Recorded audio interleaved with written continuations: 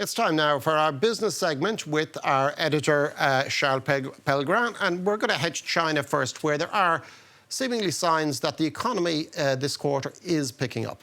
That's right. That's what it looks like if we look at the country's gross domestic product, GDP. For the first 3 months of the year, those figures were released by China's National Bureau of Statistics this Tuesday.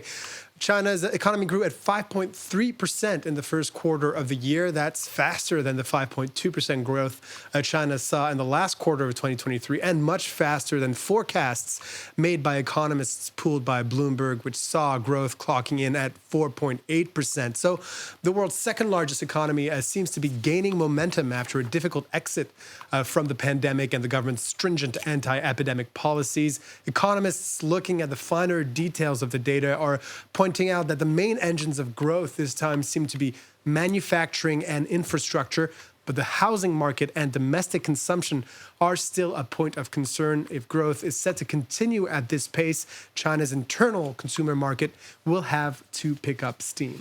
And this is all happening while German Chancellor Olaf Scholz is on a 3-day visit to the country, and economic ties are quite high on the agenda for his visit. That's right. Scholz met with President Xi Jinping this Tuesday. The two men struck a conciliatory tone, the Chinese president asking for mutual respect, looking for common ground while reserving differences. The backdrop for this is Germany's launch of a quote-unquote de-risking strategy with regards to China last year, which sought to reduce Berlin's reliance on the Chinese market. Joining Scholz on his visit, though, were Germany's top corporate officials, for instance, the chairman of Mercedes-Benz or of BMW, for whom China represents a huge revenue stream, underlining the difficult balancing act Scholz has to keep between his country's commercial interests and questions of economic sovereignty.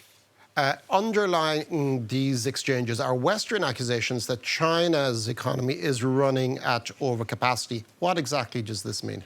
Well, that criticism was voiced by U.S. Treasury Secretary Janet Yellen last month on her visit to Beijing. As we mentioned earlier, China's growth right now is based on a boom in industrial output.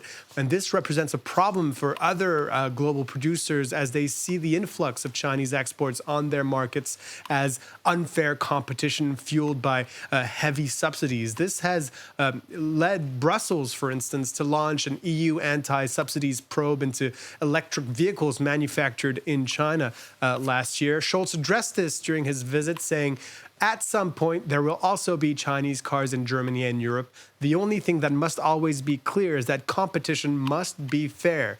In other words, that there is no dumping, that there is no overproduction, that copyrights are not infringed.